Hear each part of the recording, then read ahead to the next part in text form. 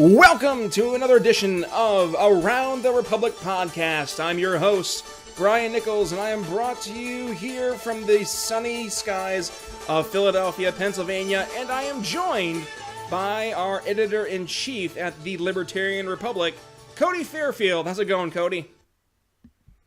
It's going all right, Brian. How are you? I'm doing good, and we're having a special podcast here early week because breaking news as of here, May 9th, this evening, Donald Trump has fired the FBI director, James Comey. So pretty big breaking news. Kody, what are your thoughts on this here as this is all this news is unfolding? Well, there's a lot to pull apart here. We're looking at a situation where, Comey's been under criticism for, I don't even remember when the last time he wasn't under criticism for, and he's been challenged kind of by both sides of the political paradigm. You had the Republicans who were saying he didn't do enough in terms of the Hillary Clinton investigation with her private email server. And you have the Democrats who say, that he's incompetent for having pulled a letter right before the election came out that Hillary Clinton has now credited for a reason as to why she lost her campaign. And then, sure enough, Donald Trump decides to keep him on for what would it be, 4 months in, 5 months in? Yeah, something like that. And then they have one hearing in front of the Senate Judiciary Committee, headed up by that weasel Lindsey Graham, and they have one hearing in front of him. They discuss some things. There's a little bit of information revealed, but it wasn't overall that overwhelming of information that was new. And then the next day, all of a sudden, we find out that Director Comey has been canned at the behest of Attorney General Sessions and the Deputy Attorney General, who was just appointed recently. And the main reasoning they give for the recommendation of having Trump fire James Comey was essentially he mishandled the information in the Hillary Clinton investigation, which they already knew back when Trump was elected, and he could have made this decision with way less scrutiny. Which is actually exactly what the House Minority Leader Chuck Schumer of New York was saying just moments ago, pointing out the Senate Minority. Oh, I'm sorry. Yeah, Senate Minority Leader, pointing out the timing in which President Trump did dismiss former FBI Director James Comey. It definitely does raise some eyebrows with regards to here we are, we're in the beginning of May, and it's just after, like you said, this initial committee hearing begins, that now Trump dismisses Comey. And if you look into the actual resignation letter, the dismissal letter that Trump penned to Comey, he actually goes out of his way to make it a point to say, even though 3 separate times you've told me that I am not under investigation, I have to relieve your duties because I don't believe you're fit to lead the FBI. That alone raises eyebrows as to why would President Trump feel it necessary to point out that at 3 separate times that James Comey told him that he wasn't under investigation. Yeah, it leads to a lot of questions, and the biggest thing now is you're going to see the Democrats, chirp like they have been doing about this whole Russia-Trump investigation and Comey's involvement in that investigation, and now we are already seeing these people kind of open up the door to saying now we need a new prosecutor, or we need not a new prosecutor, we need an impartial person to come in and man this situation, because obviously we can't have a Trump appointed person coming in to now take over that investigation where Trump is the main target. And it's funny. I don't mean to interrupt you. Creates more questions. I don't mean to interrupt you. It's actually funny that as I was saying that, and as we're talking about this, Justin Amash just tweeted, my staff and I are reviewing legislation to establish an independent commission on Russia. The second paragraph of this being the dismissal letter from Trump, the second paragraph of this letter is bizarre. And the second paragraph read is exactly what I was just referring to. The line that reads, "While I greatly appreciate you informing me," being Comey, on 3 separate occasions that I am not under investigation, I nevertheless concur with the judgment of the Department of Justice that you are not able to effectively lead the Bureau. Which, it's fascinating because right now we're seeing on both sides of the aisle, you're having people on the right who are, defending him to the death, Trump that is, that this is the right decision. Then you have those who are a little more level-headed saying, okay, well, this something just doesn't seem right. And then, if we really want to have some fun, let's rewind. Actually, no, let's look and see right now exactly what some Democrats are saying. So, for instance, Bernie Sanders just tweeted back about a half an hour ago, Donald Trump's decision to fire FBI Director James Comey raises serious questions about what his administration is hiding. Mind you, back, and I'm not exaggerating, literally 4.5 months ago, Bernie Sanders says, quote, FBI head James Comey's actions before election are unacceptable and suggests that he should resign. It's funny to see how so many people on the left and the right are just trying to stick to their partisanships, while there's the other half of those that are saying, okay, something just doesn't seem right. Let's actually look at this objectively. So definitely something that does raise some eyebrows. What are your thoughts on that, Kody? I just think it's funny to watch the Democrats capitulate. Like, they're like, oh, well, I wasn't calling for his removal from office. I was just saying that we should probably keep an eye on him. That they were all hard on for getting rid of James Comey when I'm probably going to get eaten alive for that sexual comment from any snowflake listening. That's what she said. But right, exactly, patriarchy. So it's just funny to watch them capitulate, because when he came out with that letter right before the election, all of them were saying that he's inept, that he's incapable, that effectively what Donald Trump said, that he is not fit to lead the bureau. And now today they're like, well, my words may have been. It's all like linguistic gymnastics. And I've never seen people so limber. That's an excellent analogy.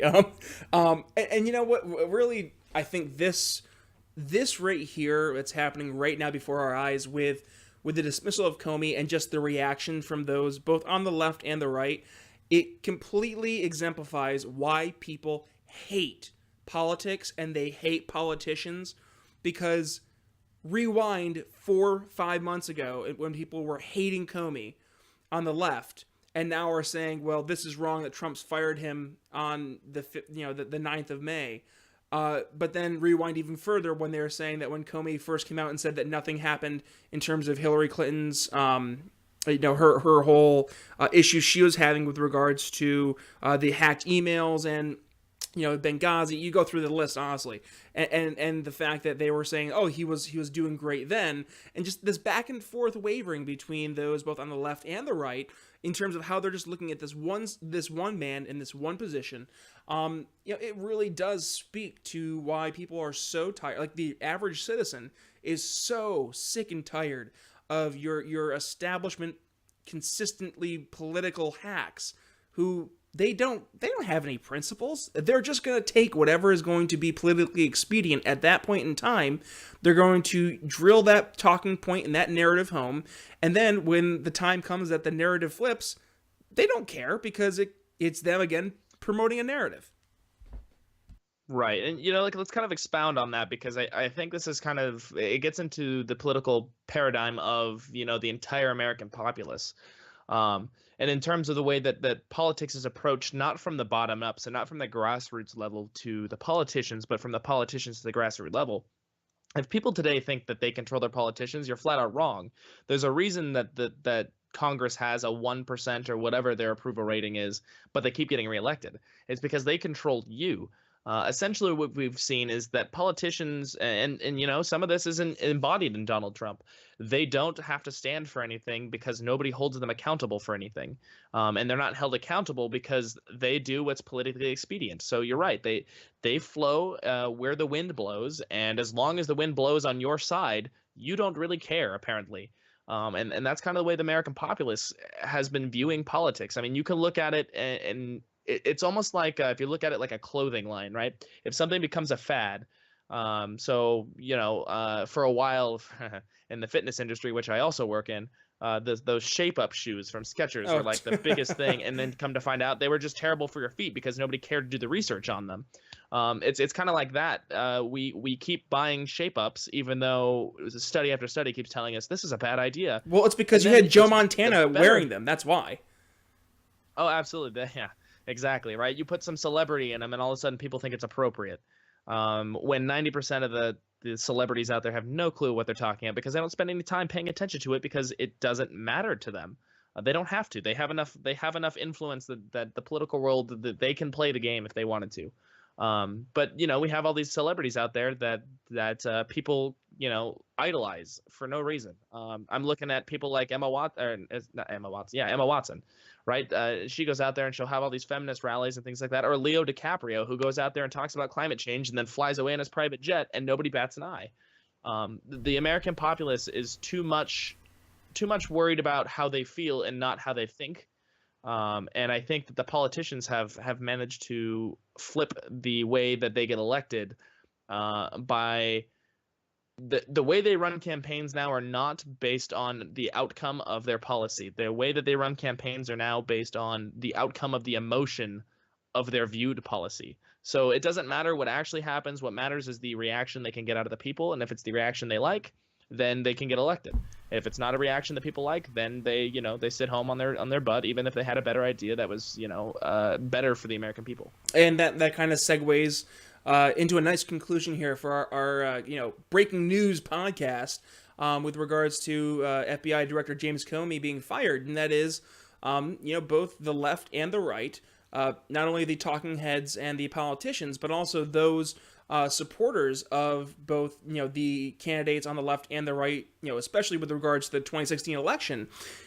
We've been able to watch them both, switch positions, not once, but multiple times when whatever James Comey was doing was politically expedient for their side, whether it was exonerating Hillary Clinton or then going forward and saying, oh, we're still investigating Hillary Clinton. The list goes on and on. And now with him being fired, and just me being an objective person, I'm looking at this saying, I kind of think maybe that means James Comey did his job because he pissed off people on both sides of the aisle. History will be the judge of that. But looking at, just objectively right now with the information that we have, I would say that him pissing off that many people on both sides of the aisle is nothing but a thumbs up, in terms of him doing his job like he was supposed to. What are your thoughts there as we wrap things up here for this, Kody? I tend to agree with that.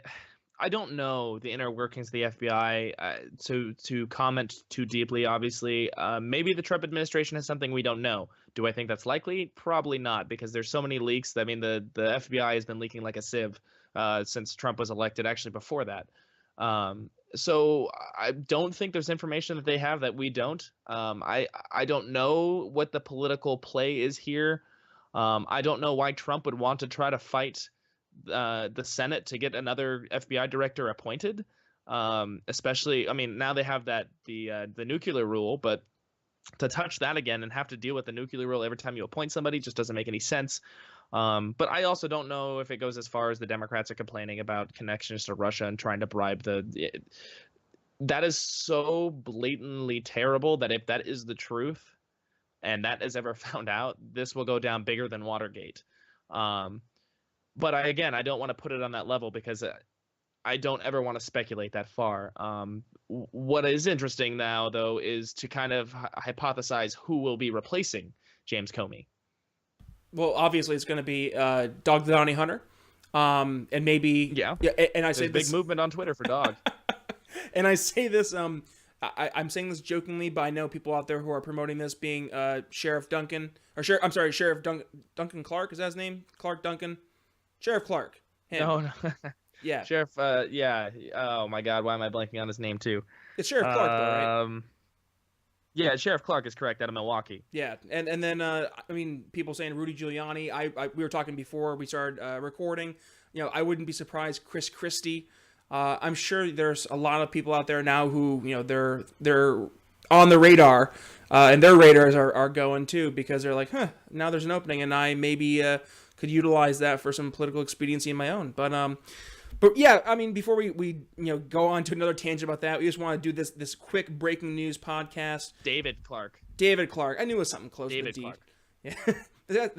That's why you're the best editor-in-chief in the world, Kody, because you're able to fact check us while we're on recording right now. But yeah, let's go ahead. That's what I do. Let's go ahead and wrap this up. We're at 15 minutes here for this breaking news edition of Around the Republic. We're going to have this wonderful music play us out. But again, until next time, economic freedom, personal liberty. This is Brian Nichols. Follow me on Twitter at bnicholsliberty. And if you're looking to follow our editor-in-chief, Kody, where can they find you? You can find me on Twitter at K0D_4. All right. So that's code 4, but instead of an O, it's a 0. There we go. All right. Speaking for Kody, this is Brian Nichols signing off. Around the Republic, from the Libertarian Republic family, economic freedom, and personal liberty.